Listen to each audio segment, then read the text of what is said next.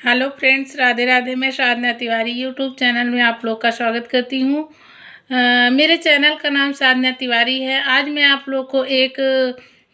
लाचारी गीत सुनाऊंगी। अच्छा लगे तो लाइक कमेंट सब्सक्राइब करना मत भूलिएगा और कमेंट में ये भी बताइएगा कि हमारा गीत आप लोग को कैसा लगा। कैसे विधि के लिखनिया हमारे पिया, कैसे विधि के लिखनिया हमारे पिया, भरते डोम घर पनिया हमारे पिया,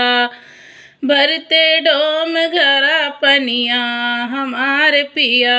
संगवा में तारा यो रोहित ललनवा, संगवा में तारा यो रोहित ललनवा, जौन काल झूलत रहे सुख के पलनवा, जौन काल झूलत रहे सुख के पलनवा, बिक गए काशी नगरिया हमारे पिया,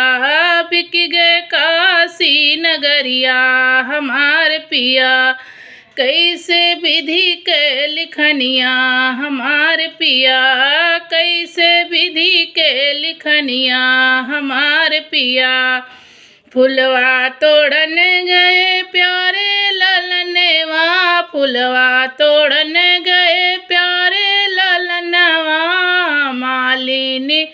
छोकरिया के ना माने कहनवा, मालिनी छोकरिया के ना माने कहनवा, अंगुली माँ डसली नगिनिया हमारे पिया, अंगुली माँ डसली नगिनिया हमारे पिया, कैसे विधि के लिखनिया हमारे पिया,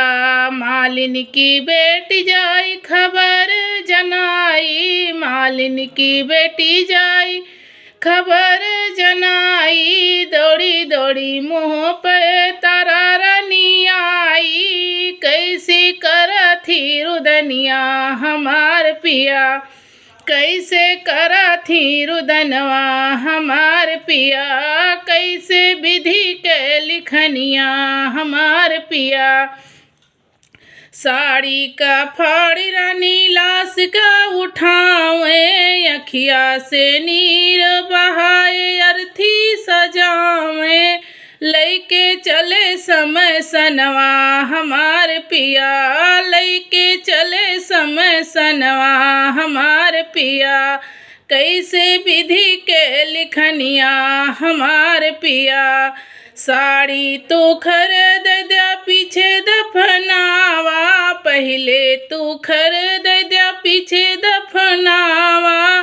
आए हरिश्चंद्र मांगे आपन दनवा, आए हरिश्चंद्र मांगे आपन दनवा, अटल रहा सत्य वचनवा हमारे पिया, अटल रहा सत्य वचनवा हमारे पिया, कैसे विधि के लिखनिया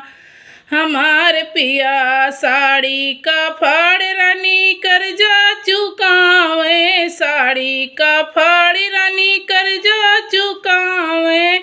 आधी के आधी में ललन दफनावे, प्रगट भये चक्रधारी हमारे पिया, कैसे विधि के लिखनिया